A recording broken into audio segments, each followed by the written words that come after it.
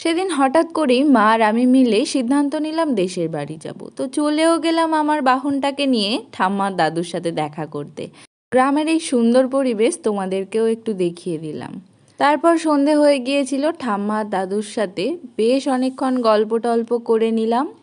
আর তারপর আমার দাদুর কিছু বিশেষ বই তার আদর্শ মানুষকে দিচ্ছিল। আমার মা কিন্তু প্রচন্ড বই প্রেমী একজন মানুষ, তো তারপরে গান করতে করতে মজা করতে করতে বাড়ির উদ্দেশ্যে রওনা হলাম। তবে কেমন হতো তুমি বলো তো, তুমি বলো। লা লা লা লা লা লা লা লা লা লা লা।